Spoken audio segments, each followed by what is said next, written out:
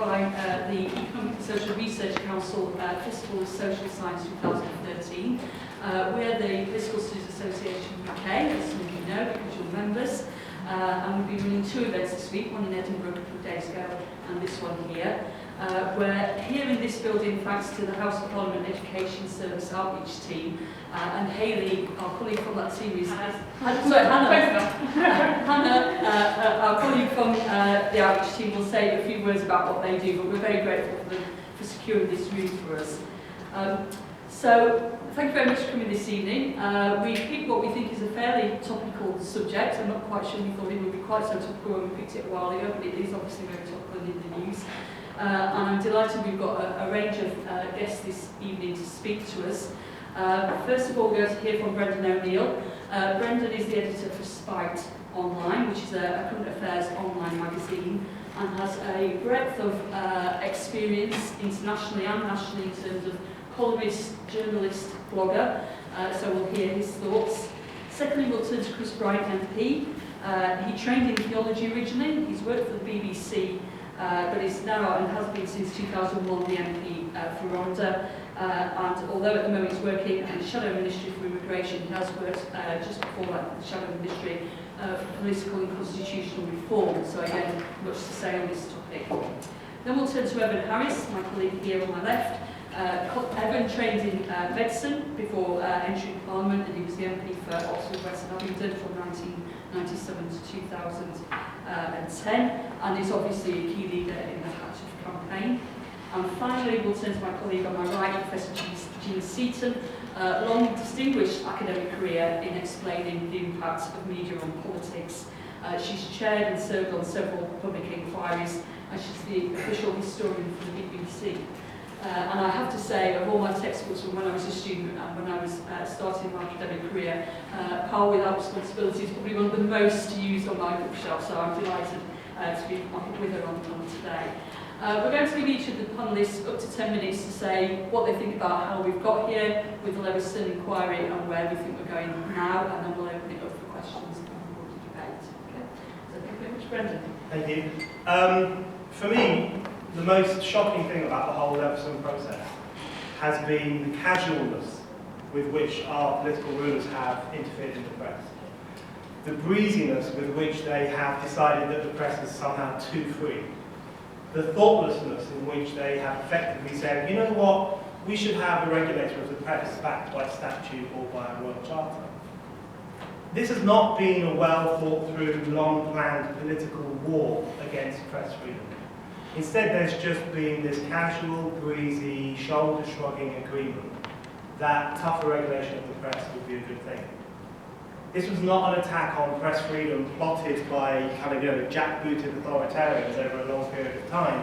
Instead, press freedom has been undermined effectively by a couple of blokes nodding along over pizza at 2 o'clock in the morning, cheered on by a kind of Twitter mob of tabloid newspaper haters.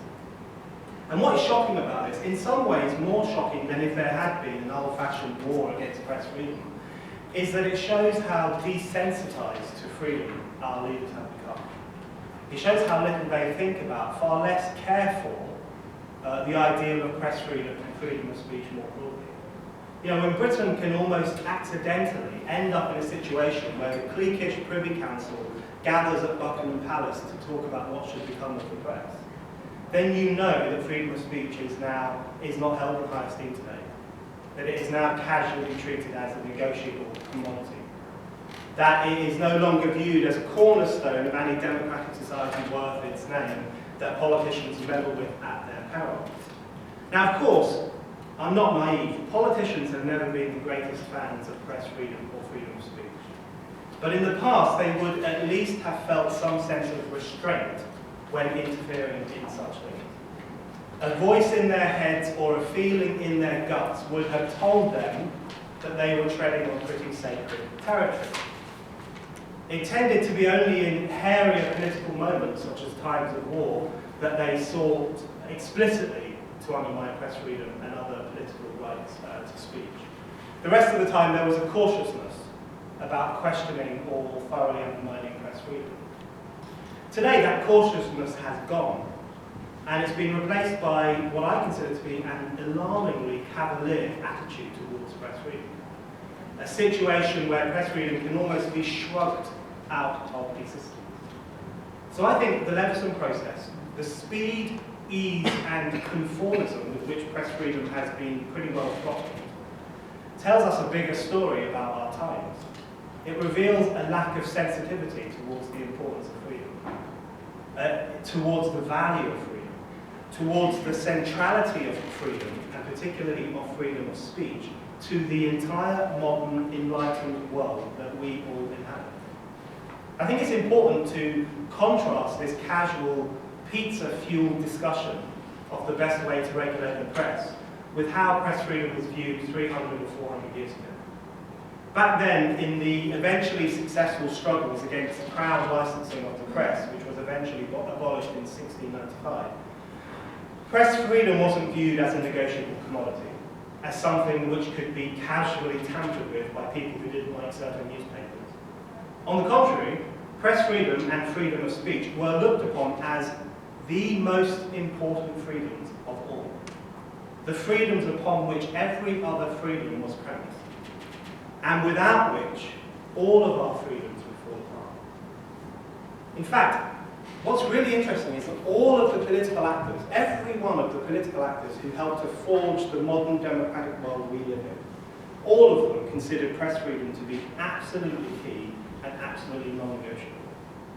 In the 17th and 18th centuries, from America to England to France, the radicals and the Democrats who gave birth to democracy, who shifted humanity from a feudalistic era into a freer era, all of them agreed on one thing. Without press freedom, there could be no meaningful freedom of any sort. Consider the Levellers in England, whose Putney debates in a church a few miles from here helped to shape the modern conception of democracy. For the Levellers, press freedom was the most cherished and important political value. They said that only press freedom was so essential unto freedom that without it, it would be impossible to preserve any nation from being liable to the worst of bondage. Or consider Thomas Paine, the 18th century radical whose writings were central to both the American Revolution and to the French Revolution. For Paine, as for the Levellers, press freedom was absolutely essential. When a state tries to regulate what people can print, that is, said Paine, more of a sentence on the public than it is on the author, because it effectively tells the public they shall not think, they shall not read. He said that by restricting thought itself, attacks on press freedom made political engagement impossible. Or consider the American revolutionaries who were influenced by both the Levellers and Paine. Their very first amendment to their constitution, not the second or the third or the fourth, but the very first one, forbids government from making any laws which abridge the freedom of speech or of the press. That is how important they thought press freedom was. Or consider the philosophers whose ideas fueled the French Revolution, such as Voltaire. The sentiment most commonly attributed to him, although he didn't directly say it, is, "I disapprove of what you say, but I will defend to the death your right to say it." So all the people and groups and movements who made the modern world, whose struggles gave rise to the democratic era, thought that press freedom was the most important political value. And it isn't hard to see why they thought that. Because press freedom and freedom of speech are the freedoms upon which every other freedom we enjoy is built. Without freedom of speech, freedom itself is impossible. Without freedom of speech, all of our rights become meaningless. The right to vote means nothing if you do not have the right to publish and exchange materials. The right to political organisation is pointless and in fact impossible if you do not have the right to spread propaganda and ideology. Artistic rights count for nothing without the freedom to write or paint or dramatise anything you so choose. All freedoms are dependent on the freedom of speech. That is why the authors of modern democratic society were so besotted by the idea of press freedom, because they recognised that without press freedom, everything else they wanted to do, from setting up independent political movements to granting political rights to the poor, would not have been possible. So as we sit here in this attachment to Parliament, mulling over what should be done with the pesky press, let's remember this little fact, that there would be no democratic Parliament, there would be no universally elected MPs, there would be no upfront testy exchange of ideas if earlier generations had not fought for press freedom, had not rioted for press freedom, had not sometimes died for press freedom. That freedom which today's Leveson cheerleaders tell us is a con, a cover for media oligarchs, a dangerous thing, something which can be casually consigned to the dustbin of history over pizza. So what's changed between then and now? I think what's changed is that in the past, those people fighting for a new political world trusted in ordinary people to be able to deal with ideas, to be able to hear things and see things and work out for themselves if they were true or if they were untrue. Today we live in a very different world. We live in a world in which our elected politicians do not trust ordinary people to be able to do those things, and who therefore think press freedom can be handed over to the Privy Council as if it were a toy for people to play around with. Now, just to finish, when you try to historicise press freedom in this way, there are two stock responses from those who would like to chip away at it. They say two things. The first thing they say is, well, today's press is very different from the press of the past. Today's press is vulgar and violent and wicked and harmful and intrusive and horrible. Whereas the kind of things I'm talking about from the 17th and 18th centuries were great political pamphlets, stirring political documents. It's not the same thing. That's nonsense. Because actually those early warriors for press freedom and for democracy and freedom more broadly also defended the most scurrilous publications you could imagine. They defended the right of writers to defame the king, to spread malicious gossip about bishops, to say the most outrageous pornographic things that would shock even some readers today. If anything, the press today is less raucous than it was when the Levellers and Thomas Paine and John Wilkes and all those other heroes of British democracy were fighting for it to be completely free. The second thing they say is, well, we're not actually restricting press freedom. That's nonsense, we're not doing that. They say we're just standing up for the victims of press intrusion, and anyway, what we're suggesting in relation to the regulation of the press won't stop people from publishing things. It won't physically stop anyone from publishing something that they believe. I want to tell you why I think those two things are wrong. Firstly, if these people seriously believe that they are the first people in history to use victims as a moral shield to pursue censorship, then they are sorely mistaken. History is peppered with examples of campaigners for censorship using children or women or other supposedly powerless communities to pursue censorship. Censorship of offensive material, censorship of horror films, censorship of shocking books. Would you let your wife read this, as they said about Lady Shapley's novel? Now we must protect the victims from the press. It's the same use of victims as a Trojan horse for the pursuit of the political agenda. And then on the question of this regulation of the press following the Leveson inquiry, not actually stopping people from publishing anything. We're all free to publish whatever we want, it has no impact. Well, the libel laws in this country also do not stop you from publishing anything. Any one of you in this room is free to say anything about anyone on this panel that is shocking and disturbing and distasteful and horrible. Nothing can stop you from doing that. But the existence of the libel laws in this country nonetheless have a disturbingly chilling effect on what we can say and what we can write. Because they create a climate of cowardice. They make people pull back. They attack people's daring. They make editors cautious. But American books on terrorism are not published in Britain because they fear that they will be sued in this country for libel. So the libel laws also do not stop you from saying what you ought to say, but they have a directly chilling effect on press freedom, and in the long run, they hamper what people feel they can say. My argument in relation to what's happened after Leveson is that it would have the same effect. If you institutionalise this idea of ethical journalism and high fines for those who are seen to have failed to live up to it, you will have a chilling effect on the daring and the risks and the kind of investigations that journalists feel they are able to do. So I would just like us to go back to a situation where we should, in this country, do what they did in America hundreds of years ago and adopt an amendment which forbids government from making any laws that restrict the freedom of the press. Any laws whatsoever, including what is currently being proposed by the supporters of Leveson, by the Privy Council, and by sections of the media. Thank you very much, Brendan. We'll move straight on to the Chris has to leave by 6. He's got another appointment, so if he leaves, it's not because he's walking out, I hope. It's because he's got a pre-arranged meeting. I'll let you speak. Well, I applauded there, but I must say I've listened to an awful lot of speeches about press freedom in the years, and that's the worst I've heard. It was completely fact-free. It was just sententious guff.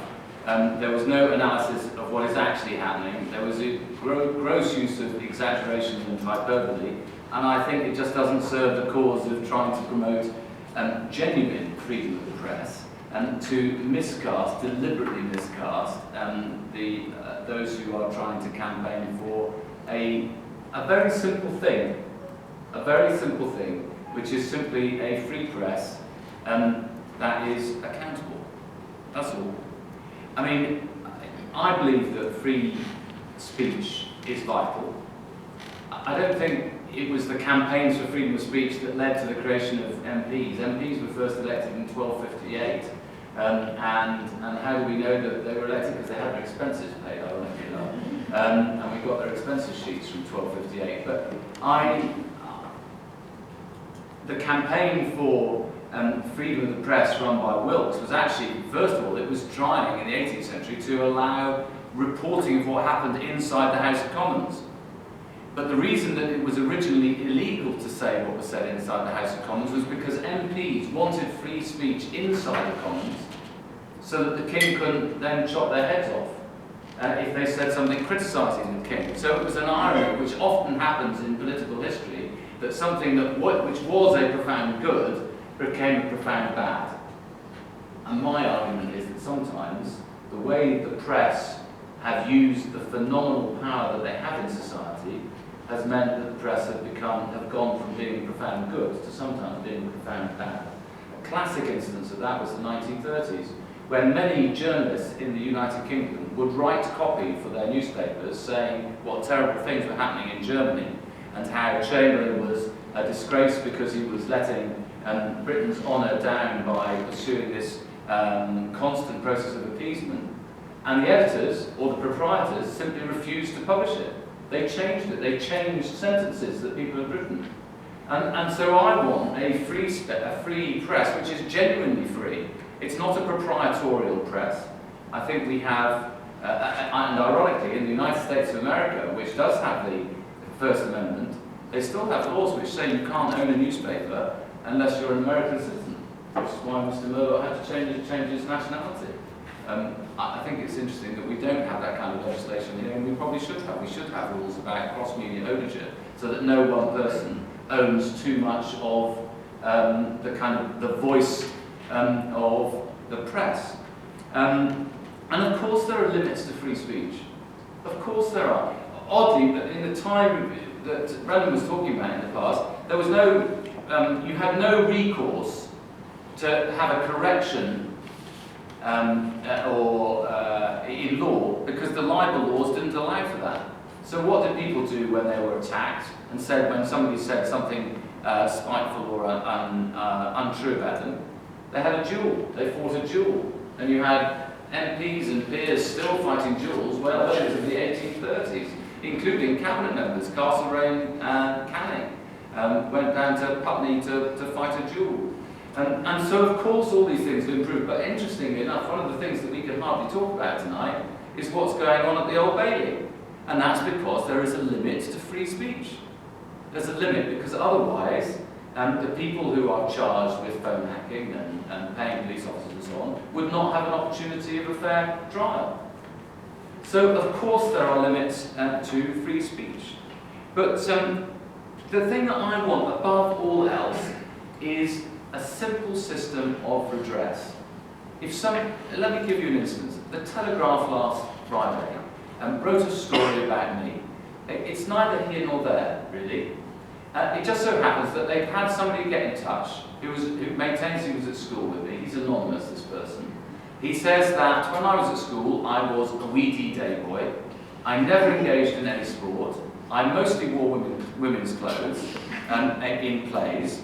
And I was the Labour candidate in a mock election in 1979, and I was so bad, just as I am today, that I didn't even get 10 votes.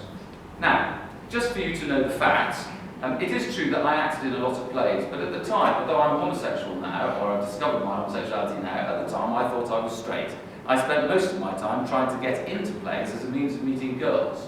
And indeed was in about 8 plays playing romantic leads at Cheltenham Ladies' College, and in plays at my school with girls from Cheltenham Ladies' College.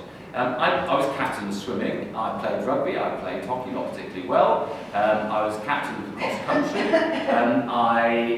and even more disastrously, I was a Conservative at the time, so I certainly wasn't standing as the Labour candidate in the mock election. Now, none of those things is libellous that has been said about me. I think they were said spitefully, but they're not libellous. It's not defamatory to say that I wore women's clothing. It might have been libellous 100 years ago to have said such a thing, but it's not today. And I don't really care about this story, but somebody else might care if it were about them, and they weren't in the public eye. I think we all accept that if you're in the public eye and you put yourself into politics, you earn the public's money in your pay, then some things are a bit more fair game. But if you're, for instance, if you were at Hillsborough, and you support a team whose supporters are accused of having urinated on people as they died at the Hillsborough disaster, or picked the pockets of people as they were dying, then you might want redress. You couldn't go to the courts because it wasn't libel. You can't libel the dead, and you can't libel a whole group of unnamed people. So there was no redress for those people who were libelled, when the Sun printed all of that on the back of what a Tory MP had been told by the police. No redress for those people. They didn't get it for 20 years. They had to go through a whole political process. And in the meantime, the self-regulating body, the PCC, what did it do? It defended the Sun. It wouldn't force the Sun to print an apology of any kind whatsoever, let alone a retraction or a correction. And that's where I think it's gone wrong. So what's the difference between the press situation? The press have now, as you all know, just to get the facts out there, what Parliament has done. I wasn't particularly in favour of going down the Privy Council route, but that's what everybody else seemed to think was the right way to go. I would have preferred to do a straightforward, short piece of law, to set up a body which would recognise a self-regulated system set up by the press. The press have already said that they wanted to set up a new body. They're calling it PressBov. I have a difference with them about one thing about its composition. They think it's okay to have a Conservative peer chair it. I don't think that's okay. I don't think you should have any politicians involved, whether to the House of Lords or House of Commons. They think that the whole of the body should consist of people who are editors. I think that's wrong. I think that there should be a majority of people who are lay people and aren't involved in it. They think that there should be no automatic power of correction given to that body. So if a newspaper wanted to say, no, we're not going to print a correction, then they wouldn't have to. I say, if they've made a mistake on page 5, then they should print the apology on page 5. Oh, and by the way, they shouldn't surround it by an awful lot of stuff basically saying, undermining the correction and the apology. So that's the simple difference that there is between the two sides of the argument. And to be honest, I thought Steve Coogan put it best on television. And just because you're paranoid doesn't mean they're not out to get you. So just because you're an actor doesn't mean that you don't have a valid point of view. Steve Coogan put it best, I think, when he said, listen, the press have just been told, like a schoolboy, to go up to their bedroom and clean it up. And that's what they should do. I just think they should stop sulking now. Finished. End.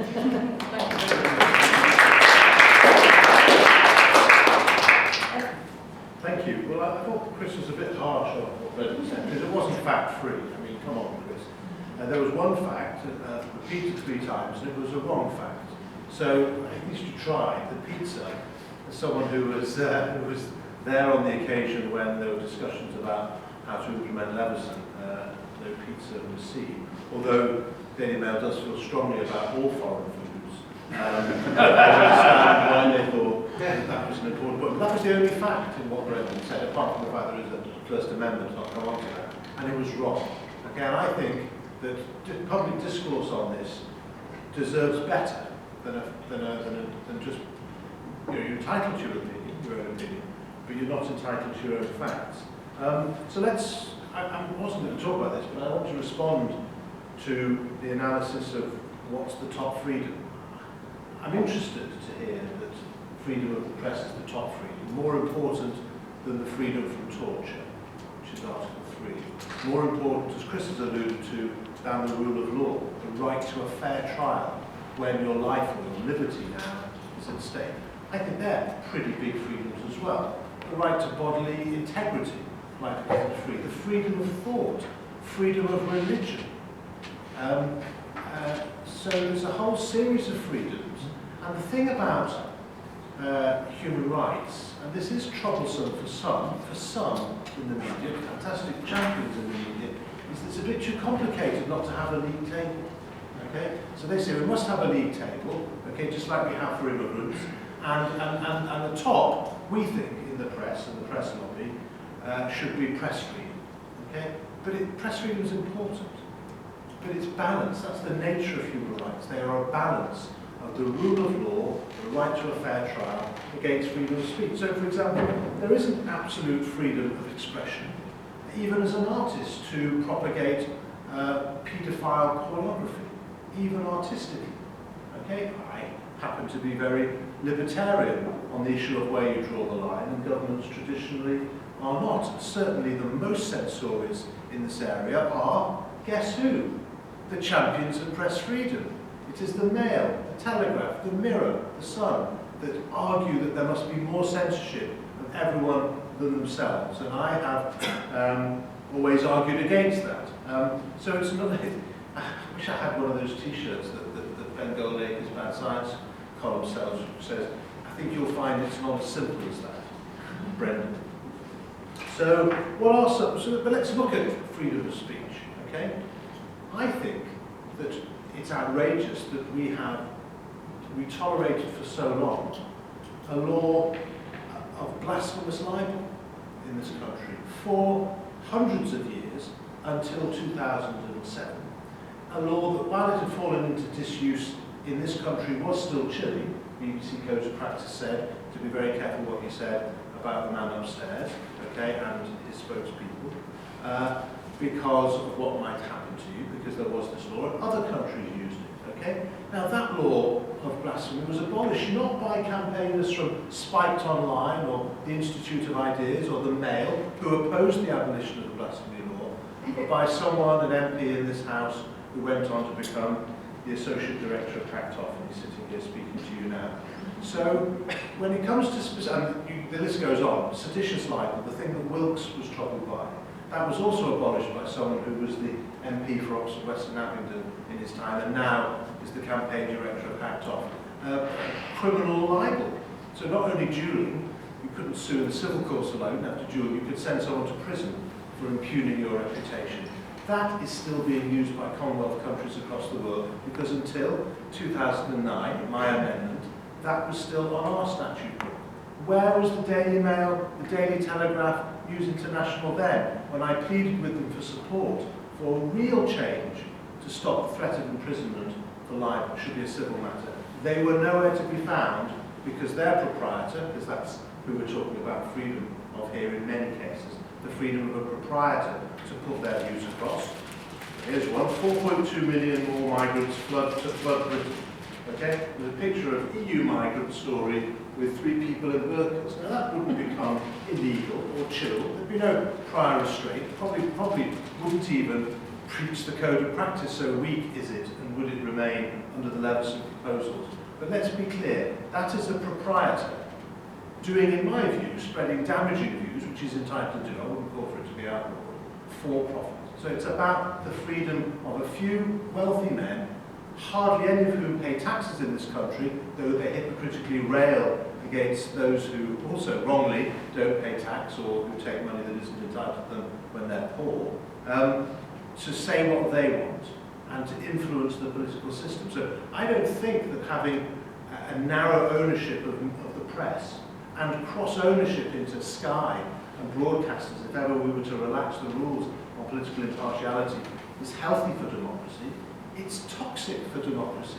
As we've seen, Italy has taught us nothing else.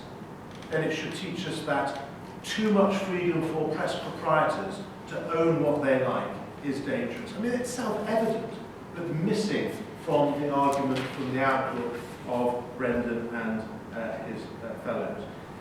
There is already existing restrictions, as Chris has said, on freedom of speech, which are right. So contempt of court, it's not prior restraint.